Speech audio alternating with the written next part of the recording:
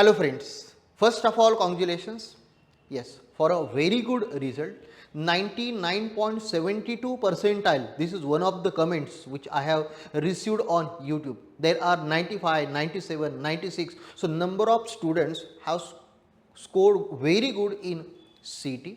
So thank you for such overwhelming response on the YouTube. Now we are going to discuss, yes, how to choose subjects at the time of BBA, first semester as well as second semester, strictly under SPPU, Savitribai Phule Pune University. Yes. So this is the syllabus of SPPU. How many subjects are there? Which subjects are compulsory? Which subjects have given the options? So listen carefully till the end. First year BBA semester 1.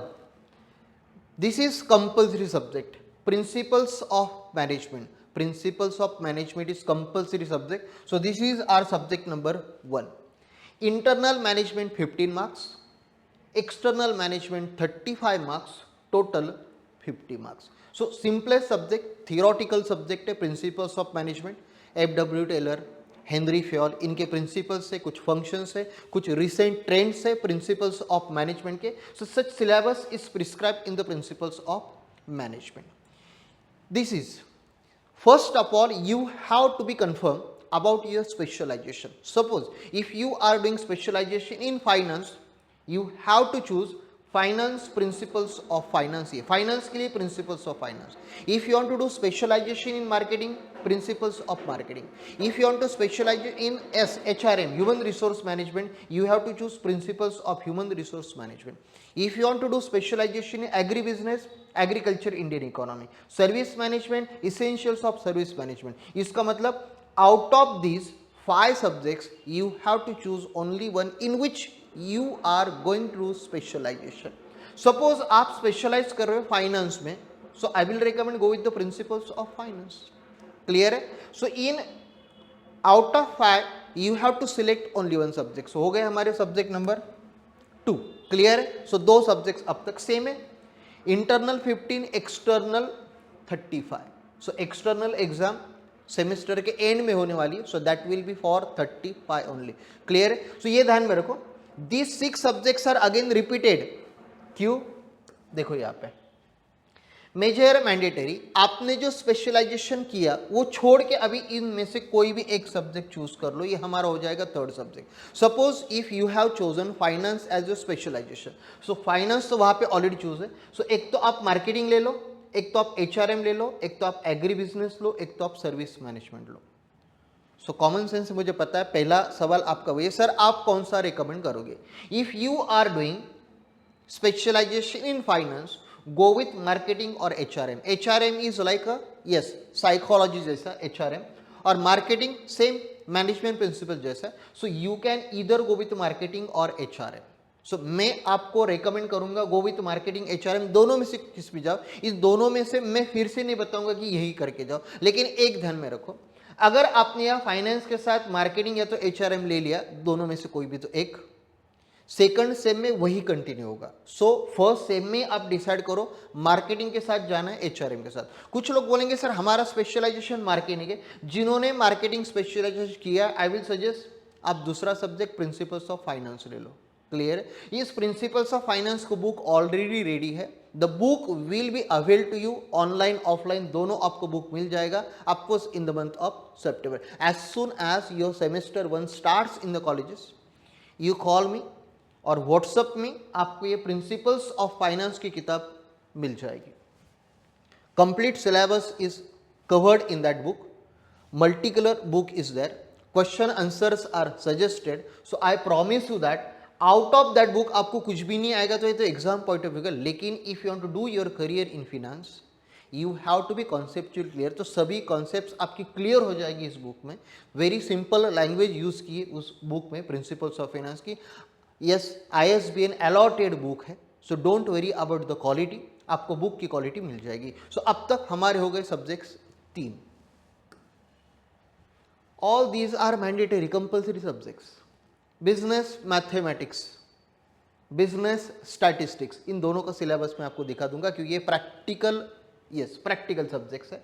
Business mathematics, business statistics, fundamentals of computer, आपको ये तो fourth और fifth में आपको बोल देता हूँ। Yes हमारा सब्जेक्ट है fourth fifth sem, internal 15, external 35, these are compulsory subjects, आपको कुछ ऑप्शन ही नहीं है। फंडामेंटल्स ऑफ कंप्यूटर आईटी, जिनका 11th 12th में आईटी होगा बस उसी तरह का बेसिक्स ऑफ कंप्यूटर जो हमारी सीईटी में भी था, बस उसकी थोड़ी सी और एक्स्ट्रा लेवल आ जाएगी आपको यहाँ पे। सो ये हमारे हो गए अब तक 6 सब्जेक्ट्स। सॉफ्ट स्किल डेवलपमेंट, आप लोग सर कलर अलग दिख रहा है, yes internal assessment 50, yes there will be no external assessment for soft skill. तो सॉफ्ट स्किल पे आपको एक पीपीटी प्रेजेंटेशन होगा या तो कुछ ना कुछ प्रेजेंटेशन आपको देना होगा। So soft skill just depends upon your presentation. So आपको प्रेजेंटेशन देना है पूरी 50 मार्क्स के लिए, आपकी कॉलेज इंटरनल असेसमेंट करने वाली। So all 50 marks are for internal. So that's why regular attendance, involvement in college programmes, ये क्यों जरूरी है? इसके लिए जरूरी है क्योंकि आपके सॉफ्ट स्किल तभी डेवलप होने वाले हैं। अगर आपको बाहर बैठ के बीबीए करना है, मैं यही पे लिख देता हूं आपको, बीबीए तो हो जाएगा लेकिन पर्सनैलिटी जो ग्रो होनी चाहिए, जो सॉफ्ट स्किल्स डेवलप होने चाहिए, वो होने वाले नहीं है। सो यस ये मेरा सजेशन रहेगा, you have to attend college lectures regularly, तभी आपकी पर्सनल डेवलप होगी। जस्ट पासिंग के पीछे मत जाओ। यहीं पे मैं बोल देता हूं इंटरनल 15 है, सो आउट ऑफ 50 आपको पासिंग के लिए कितने लगने वाले? 40%, मतलब कितने? 25, 20 ओनली, 25 तो 50% हो गए। So you need 20 marks for passing. Internal आपके 15 है, 10 मार्क्स के ऑब्जेक्टिव्स पूछने वाले आउट ऑफ 35, पास यहीं पे हो गए। सो सिर्फ पास होने के लिए अगर आप बीबीए कर रहे हैं तो मैं कहूंगा don't do it, you have to do it for your career. अभी करियर ओरिएंटेड सोचो। 11th 12th में आपने जो किया, don't commit that mistakes again, या तो don't repeat that mistakes again. ये मिस्टेक्स यहाँ पे ना करो। कल पेपर है, आज देख लेंगे, आज की रात पढ़ेंगे, don't do that. You have to be conceptually clear. आपको ये सभी कॉन्सेप्ट्स आगे जाके यूज करनी इन योर करियर, तभी अगर आपका आज फाउंडेशन अच्छा होगा तो करियर की बिल्डिंग अच्छी होगी। क्लियर है? सो मैं ये क्यों कह रहा हूं, पहले दिन से सिंसियर रहो, पहले दिन से सिंसियर रहो। इसका मतलब नॉलेज गेन करने की कोशिश करो, सिर्फ मार्क्स के पीछे ना भागो। Try to gain knowledge, try to clear your concept and try to apply that knowledge in your day to day life. So ये होना चाहिए आपका मोटो, ये होना चाहिए आपका एजेंडा, ये होनी चाहिए आपकी मिशन। क्लियर है? सो 7 सब्जेक्ट्स हो गए। Subject number 8, business communication skills. So verbal communication, non-verbal communication, types of communication, medium of communication, so barriers in communication, ऐसा कुछ easy सब्जेक्ट ये भी बिजनेस कम्युनिकेशन। सेम है, इंटरनल 15, एक्सटर्नल 35। इसका मतलब आउट ऑफ 8 7 सब्जेक्ट्स की एक्सटर्नल है, इस एक सब्जेक्ट की एक्सटर्नल एग्जाम असेसमेंट नहीं है। क्लियर है? तो यहाँ तक 8 हो गए, नहीं और बाकी है। टोटल कितने? टोटल 11 सब्जेक्ट्स है, लेकिन 35 एक्सटर्नल है, 15 इंटरनल है, मतलब 50। सो टोटल कितनी हो रही है आपकी? यस हमें आदत है 600 मार्क्स की एग्जाम देने की, 12 की तो 600 की दी ना। सो यहाँ पे 11 पकड़ के तो फिर 50 हो रहे, उसमें तो इंटरनल 270 हो रहे, एक्सटर्नल आपकी हो रही सिर्फ 280 मार्क्स की। नथिंग यार, सेमेस्टर 1 280 मार्क्स की external exam, number of subject ज्यादा दिख रहे हैं लेकिन यहाँ पे तो देखो ना 280 की एग्जाम देनी है। सो जहाँ पे आप 600 की प्रिपरेशन करके आ रहे हो, यहाँ पे 280 इज नथिंग। सो मैंने पहले ही कह दिया, इस असेसमेंट के पीछे मत भागो, नॉलेज के पीछे भागो। Yes environmental awareness 11th 12th में भी था एनवायरमेंट। यस 35 मार्क्स की शायद एमसीक्यू एग्जाम रहेगी, एमसीक्यू होगी या थ्योरेटिकल होगी, डिपेंड्स अपॉन द कॉलेज। आपको कॉलेज में कॉलेज टीचर्स बता देंगे कि ये एग्जाम पूरी ऑब्जेक्टिव रहेगी या ऑब्जेक्टिव सब्जेक्टिव मिक्स रहेगी। इंडियन नॉलेज सिस्टम, ये बहुत नया और अच्छा सब्जेक्ट है, IKS, ध्यान में आ गया होगा, ग्रीन कलर, इसका मतलब 100% इंटरनल असेसमेंट। यस प्रेजेंटेशन, आपको प्रेजेंटेशन करने के लिए कहा जाएगा। सो IKS इंडियन नॉलेज सिस्टम। बोले सर इसमें है क्या? इसमें कुछ नहीं, हमारी जो इंडियन सिस्टम है, इस इंडियन सिस्टम का कौन सा भी एक टॉपिक उठा लो और उसके ऊपर प्रेजेंटेशन बनाओ। So normally your all students in the classroom will be divided in the groups, आपको ग्रुप्स में डिवाइड किया जाएगा। It's may be group of the 5-6 only. So उस ग्रुप को एक सब्जेक्ट दिया जाएगा, या तो सब्जेक्ट आपको चूज करना है। जैसे कि Indian culture, Indian knowledge system में जैसे कि आपने उठा लिया डांस, सो डांस के, क्लासिकल डांस के कितने कितने टाइप से, सो उसके ऊपर प्रेजेंटेशन बना। अगर उस ग्रुप में कोई डांस करने वाला है, वो क्लासिकल डांस या तो करने वाली है, वो एक्ट परफॉर्म भी करने वाली है। या तो जैसे कि क्यूजिंग, क्यूजिंग मतलब art of cooking, so India में आर्ट ऑफ कुकिंग भी ये है। जैसे डांस हो गया, क्यूजिंग हो गई, in the same way religion है, so there are number of religious books है, सो कुछ रिलीजियस सिटीज है। सो कौन सा भी एक सिस्टम, एक टुकड़ा आप उठा लो और उस पार्ट पे आपको प्रेजेंटेशन बनाए कि हमारी इंडियन नॉलेज सिस्टम थी कैसी, और इस इंडियन नॉलेज सिस्टम से हम आज क्या क्या इनहेरिट कर रहे हैं। सो बस आपको इसके ऊपर प्रेजेंटेशन बनाना है। 50 आउट ऑफ 50 इंटरनल असेसमेंट है। सो इसलिए तो मैं कह रहा हूँ regular attendance, participation in the programmes, ये मैटर करेगा। क्लियर है? सो हो गए 10। Physical education, so physical education पूरा ग्राउंड ही होगा 50 मार्क्स के लिए। सो यहाँ पे फिर से आपकी असेसमेंट इंटरनल है, there is no paper on physical education. So out of 11, 3 तो आपके इंटरनल असेसमेंट है, सो बच्चे सिर्फ 8। सो 8 ही पेपर्स आपको एक्सटर्नल असेसमेंट के लिए देने हैं। और एक बता देता हूं, ये जो असेसमेंट है इंटरनल एक्सटर्नल, इंटरनल 15 की होने वाली, एक्सटर्नल 35 की, 3 पेपर्स यहाँ पे पूरी की पूरी 50 मार्क्स इंटरनल है। ये पूरी assessment internal external first year की असेसमेंट कॉलेज में ही होती है। इसका मतलब क्वेश्चन पेपर यूनिवर्सिटी नहीं भेजती, क्वेश्चन पेपर कॉलेज में ही प्रिपेयर होगा। आपकी असेसमेंट कॉलेज में ही होगी, सेमेस्टर 1, सेमेस्टर 2 2, सेमेस्टर 3 से आपको यूनिवर्सिटी से क्वेश्चन पेपर आने वाला है। क्लियर है? सो क्यों आपका एक्टिव इन्वॉल्वमेंट जरूरी आ गया ध्यान में। पूरा first year, semester 1, semester 2 college के हाथ में है, क्वेश्चन पेपर कॉलेज ही निकालने वाली है। यस, कॉलेज में ही चेक होने वाले, रिजल्ट डेट यूनिवर्सिटी डिक्लेयर करेगी। इन सभी लोगों को, कॉलेज के लेक्चरर्स को, इनको मार्क्स फीड करने यूनिवर्सिटी को, बाद में यूनिवर्सिटी आपको मार्कशीट देगी। लेकिन पूरी फर्स्ट ईयर की असेसमेंट कॉलेज में ही होती है। क्लियर है? सो आप बोलोगे ये तो हो गए हमारे 11 subjects. As a student of BBA हम एक्स्ट्रा कोर्सेज पे क्या ध्यान दें?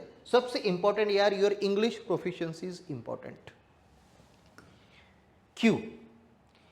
English proficiency is must for anyone from anywhere, and it is must for students of management. If you want to do career in management, of course without English it's not possible, because in future if you want to work with MNCs, yes, multinational companies, so in multinational companies, in the era of globalization, in the era of social media, English plays an important role. So आपके writing or speaking both skills are important, writing skills and yes, speaking skills. So focus on that. So just don't attend the lectures, try to listen English, try to speak English. So English programs सुने ज़्यादा से ज़्यादा, वो English imitate करे, pronunciations के बारे में सोचे, grammatically correct लिखना है, grammatically correct बोलना है, because there are number of theoretical subjects. So theoretical subjects में at least acceptable English तो जरूरी है. I don't expect a very fluent English like a British people या with American accent. विनाकारण ॲक्सेंट द्यायची गरज नाही. Acceptable Indian English, general Indian English, yes, general Indian English, GIE, that is sufficient. So आपकी writing और speaking दोनों अच्छी होनी चाहिए. आपको आपके करियर में सबसे इंपॉर्टेंट ये, if you want prospect in the career, English plays an important role. Clear है?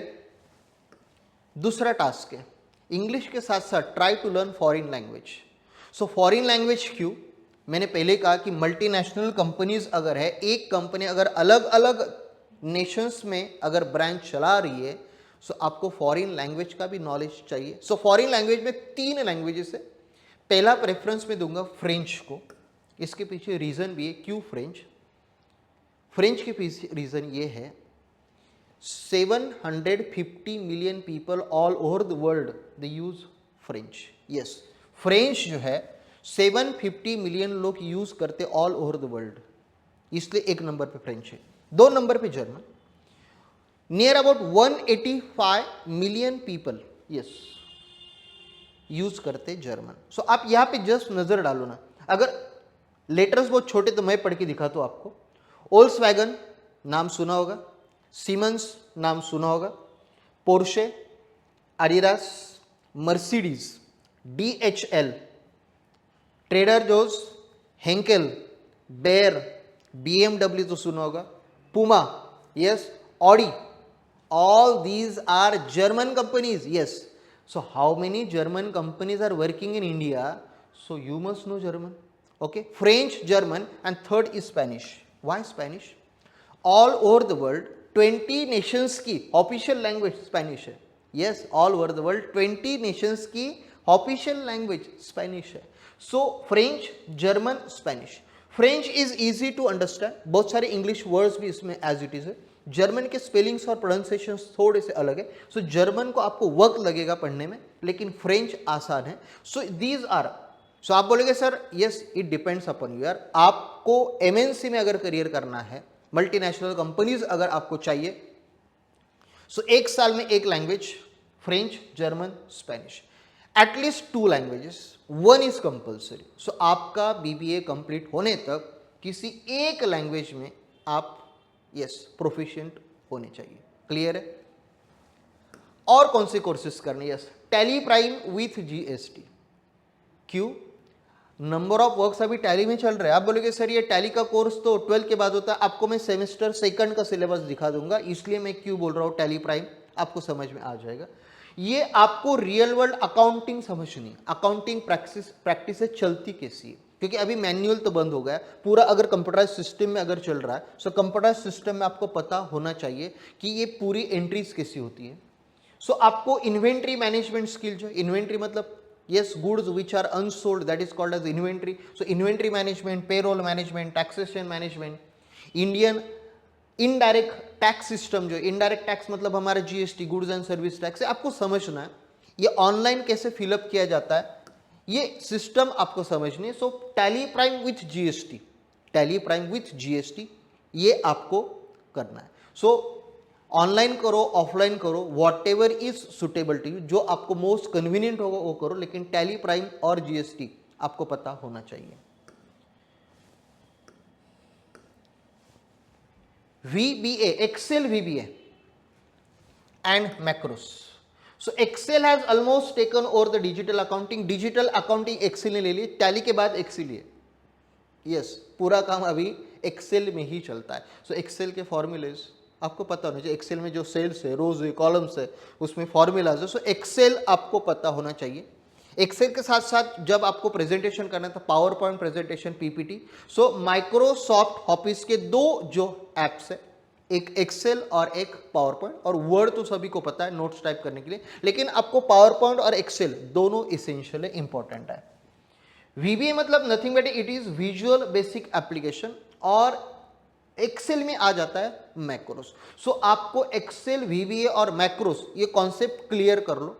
एक्सेल के कोर्स आपको ऑनलाइन, गूगल के भी कोर्सेज से कुछ फ्री वाले कोर्स है, number of videos are there on YouTube. So Excel के बेसिक्स तो पहले जान लो. एक बार अगर बेसिक समझ में आ जाते तो you will be able to improve your skills in Excel. Clear है? Business analytics course, those who are doing marketing and finance. For the students of marketing and finance, business analytics compulsory है. Yes, business analytics का side by side course करके रखो. क्यों? इसके पीछे reason है.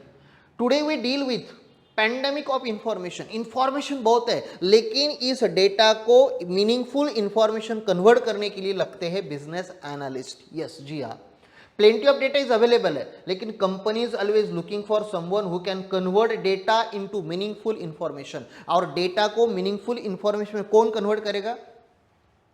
Business analyst. सो आपको ये एनालिसिस स्किल्स भी आनी चाहिए. So data analyst and business analyst. So जो BCA कर रहे हैं उनको जरूरी कि वो क्या करे, डेटा एनालिसिस का कोर्स करे. और जो फाइनेंस या तो मार्केटिंग कर रहे हैं, ये बिजनेस एनालिसिस का कोर्स करके रखे. क्लियर है?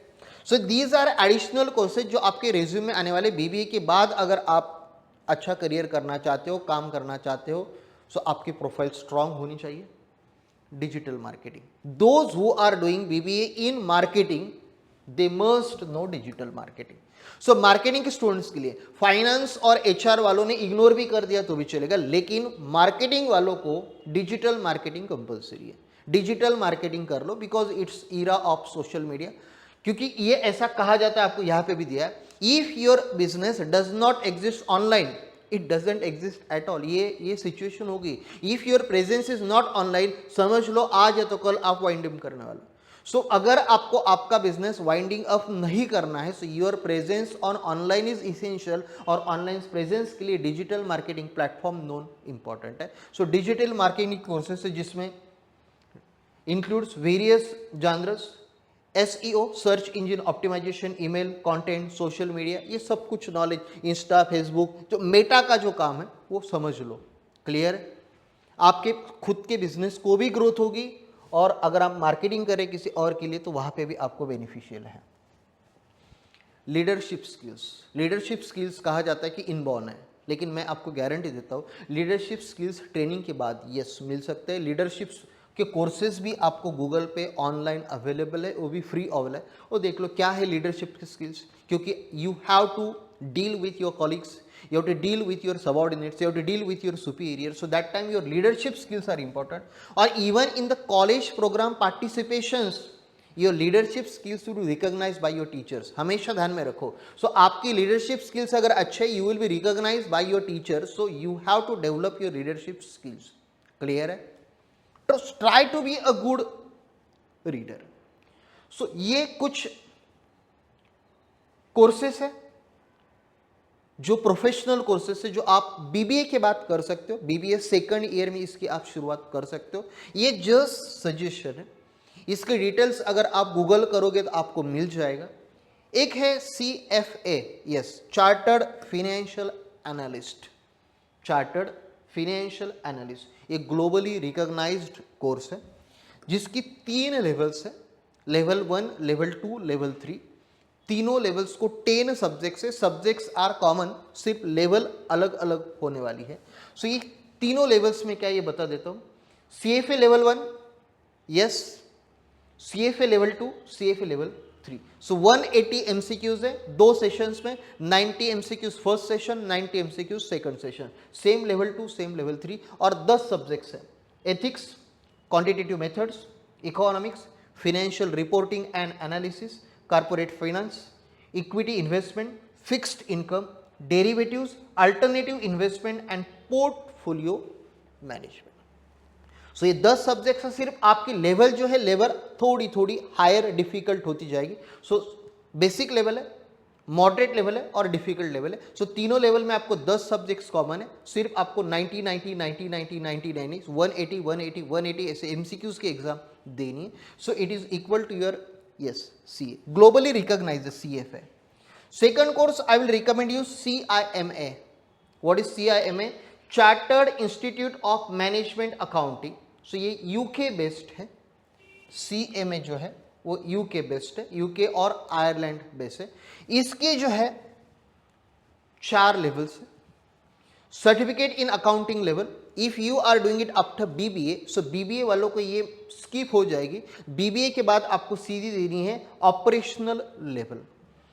Then third is management level. If you are doing it after MBA, so MBA वालों को 2 स्किप हो जाएंगे लेवल। MBA वाले सीधी दे सकते हैं management level, and last is strategic level. So MBA के बाद आपको सिर्फ 2 लेवल्स करनी, BBA के बाद अगर कर रहे तो आपको 3 लेवल्स जो है 3 लेवल्स करनी है।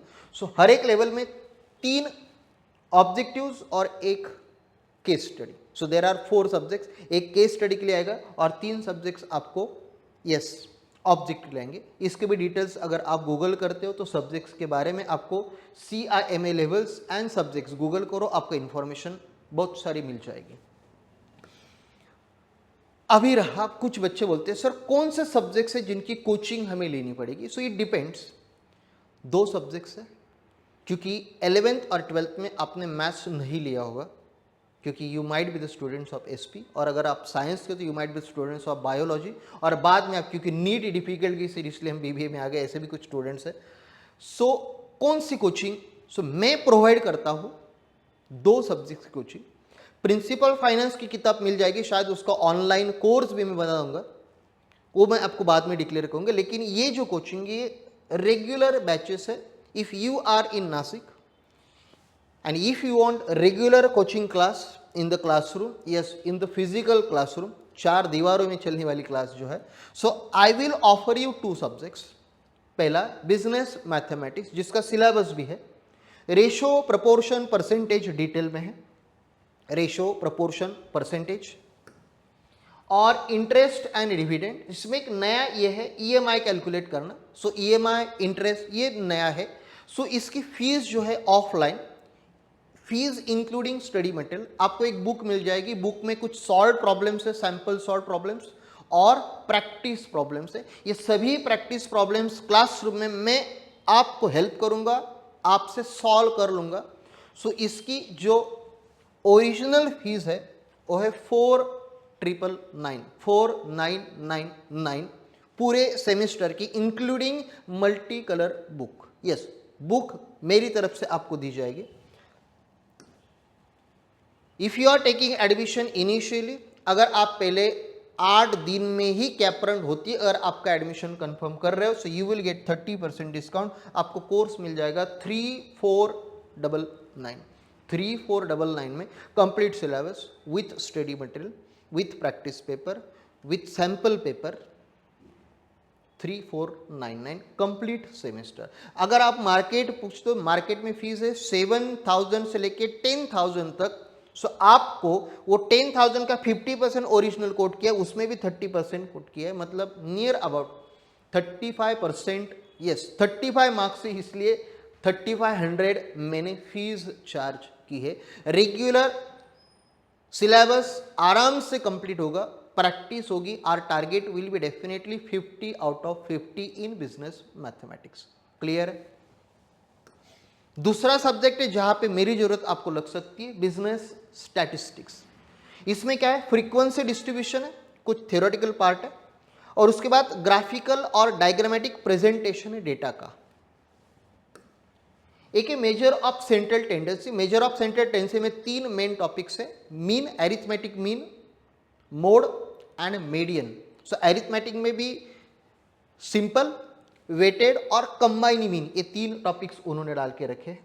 देन ग्राफिकली हमें मीन और मोड कैसे आइडेंटिफाई करना है ये भी है, इसके न्यूमेरिकल प्रॉब्लम्स हमें देखने। और वन मोर टॉपिक है मेजर डिस्पर्शन नाम का, जिसमें आपको पढ़ना है range, variance and standard deviation, SD. So these are important topics in statistics. Statistics की बुक कल रात को ही पूरी हो गई है, beautifully presented multi colour book बनाई है। हर जगह पे मैंने दो प्रॉब्लम सॉल्व करके दिए और एडिशनल प्रॉब्लम्स आपको दिए। ये सभी एडिशनल प्रॉब्लम्स क्लासरूम में मैं आपसे सॉल्व करके लूंगा, बाकी मैं हेल्प करूंगा, बाकी आपसे सॉल्व हो जाएंगे। तो यहाँ पे भी आपका टारगेट 50 आउट ऑफ 50 आराम से मिलने वाले सब्जेक्ट्स है, क्योंकि प्रैक्टिकल सब्जेक्ट्स है। फीस सेम 499, यस 30% फिर से discount, including book, practice paper, test paper, सब कुछ इसी में आ जाएगा। क्लियर है? और हमारे क्लासेस रेगुलर होने वाले, आपसे पूरी प्रैक्टिस करवाई जाएगी। क्लियर है? चलो सेम 2 भी मैं दिखा देता हूं। क्यों दिखा रहा हूं सेम 2? मैंने आपको कहा था कि आप कौन सा सब्जेक्ट दूसरा ले रहे हैं। समझो, फाइनेंस के साथ अगर आप एचआरएम ले रहे हो तो यहाँ पे एचआरएम कंटिन्यू होगा। फाइनेंस के साथ अगर आप मार्केटिंग ले रहे हो तो मार्केटिंग कंटिन्यू होगा। क्लियर है? सो पहला सब्जेक्ट मैंडेटरी कंपल्सरी कौन सा? Business cost accounting. Yes, costing, ये नया सब्जेक्ट है। यस, सेकंड सेम में इसकी कोचिंग लगेगी, इसका बुक और कोचिंग मिल जाएगा, डोंट वरी। जिनका स्पेशल फाइनेंस है उनको बिजनेस अकाउंटिंग लेना है, जिसका मार्केटिंग है उनको कंज्यूमर बिहेवियर लेना है, जिनका एचआरएम है उनको ऑर्गेनाइजेशनल बिहेवियर लेना है। क्लियर है? सो जिनका फाइनेंस स्पेशलाइजेशन उसने बिजनेस अकाउंटिंग ले लिया, मार्केटिंग वालों ने ये लिया, एचआरएम वालों ने ये ले लिया। क्लियर है? और यहाँ पे देखो फिर से वही सब्जेक्ट्स है। अगर आपका स्पेशल फाइनेंस है तो यहाँ पे आपने बिजनेस अकाउंटिंग ले लिया। दूसरा सब्जेक्ट, अगर पिछली बार मार्केटिंग था तो मार्केटिंग, एचआरएम था तो एचआरएम। सो आप बोलेगे सर जिनका मार्केटिंग है तो एचआरएम है, गो विथ बिजनेस अकाउंटिंग। आपको बिजनेस अकाउंटिंग हर एक को, आप एचआरएम में, मार्केटिंग में, फाइनेंस में, किसी में भी करियर करो, you must have basic knowledge of accounting. Accounting की बेसिक नॉलेज इसेंशियल है। और अगर आपको बेसिक नॉलेज नहीं है तो आपको टैली प्राइम समझ में नहीं आएगा। Tally prime depends upon journal entries, या जी हाँ, उसका भी बेसिक कोर्स मैं बना दूंगा। सिर्फ मुझे business accounting, business mathematics, business statistics और प्रिंसिपल फाइनेंस, ये सेम पहले मुझे पूरा करने दो, क्योंकि उसकी वीडियो रिकॉर्डिंग चल रही है। हाँ, इसलिए बीच बीच में यूट्यूब पे वीडियो क्यों नहीं आती, क्योंकि पीछे रिकॉर्डिंग का काम चलता है, जो पेड कोर्सेज से उसका काम चल रहा है, उसका स्टडी मटेरियल का काम चल रहा है। यस, SSPJS पब्लिशर से हमारा पब्लिशर, यस, पब्लिशिंग हाउस भी रजिस्टर्ड है, ISBN अलॉटेड है, उसके अंडर ही आपको सब बुक्स मिलने वाले। सो यहाँ तक मैंने आपको 3 सब्जेक्ट्स बता दिए। अब यहाँ पे सब कंपल्सरी है। Business economics 4th, introduction to Google app, yes नया है, और AI tools for business, business के लिए AI टूल्स से नए हैं। अगर आप देखोगे पुराना सिलेबस मतलब 1 साल पहले जब उन्होंने सेमेस्टर 1 का सिलेबस डिजाइन किया, सेमेस्टर 2 में यहाँ पे बिजनेस मैथमेटिक्स 2 और बिजनेस स्टैटिस्टिक्स 2 ऐसे सब्जेक्ट्स डाले थे। उन्होंने मैथ्स और स्टैटिस्टिक्स निकाल लिया, सेकंड सेम में भी मैथ्स और स्टैटिस्टिक्स था, और वहाँ पे आपको डाल दिए गूगल एप्स और AI टूल्स। अच्छी बात है, जमाने के साथ चलो। 5th सब्जेक्ट है आपका computerised accounting using Tally Prime. आ गया, मैं क्यों चिल्ला रहा था पहले से कि आप टैली प्राइम पढ़ो। पूरा आपको 50 मार्क्स के लिए टैली प्राइम है, 15 इंटरनल 35 एक्सटर्नल। टैली प्राइम है, सिलेबस का पार्ट है। Basics of stock market, yes stock market पे तो पेपर होने वाला है, ये प्रैक्टिकल सब्जेक्ट है, लेकिन इसके ऊपर भी पेपर होने वाला है। स्टॉक मार्केट कॉन्सेप्ट्स आपको पता होनी चाहिए। बिजनेस कम्युनिकेशन, सेम 1 में कम्युनिकेशन 1 था, यहाँ पे कम्युनिकेशन 2 है। Democracy awareness and gender sensitisation, so ये अवेयरनेस वाला पेपर है पूरा। एंड फिजिकल एजुकेशन, सो आपको समझ में आ गया होगा 11 के 11 सब्जेक्ट्स उन्होंने एक्सटर्नल असेसमेंट दिखाई, लेकिन शायद फिजिकल एजुकेशन का पेपर वो नहीं लेंगे। शायद फिजिकल एजुकेशन या तो अवेयरनेस जेंडर सेंसिटाइजेशन, इन दोनों पेपर से एक पेपर का इंटरनल असेसमेंट पूरे 50 मार्क्स के लिए कर सकते हैं। It depends upon college. University ने तो 35-30 मार्क्स पेपर दिखाया, लेकिन असेसमेंट कॉलेज लेने वाली। So college may take the paper of 35 या तो college may go for complete internal assessment. Clear है? सो ये रहा हमारा सेमेस्टर 1 और सेमेस्टर 2 का syllabus discussion under SPPU, Savitribai Phule Pune university. क्योंकि सभी यूनिवर्सिटी का सिलेबस आई कांट टीच। अगर मेरा offline course Savitribai Phule university के अंडर चल रहा है, सब्जेक्ट जहां जहां पे मैच होता है, जैसे कि मैंने आपको स्टैटिस्टिक्स और बिजनेस मैथमेटिक्स दोनों का सिलेबस दिखा दिया। अगर ये सिलेबस किसी दूसरे यूनिवर्सिटी के साथ मैच होता है तो you can go with that, लेकिन otherwise my courses are specially design for SPPU only.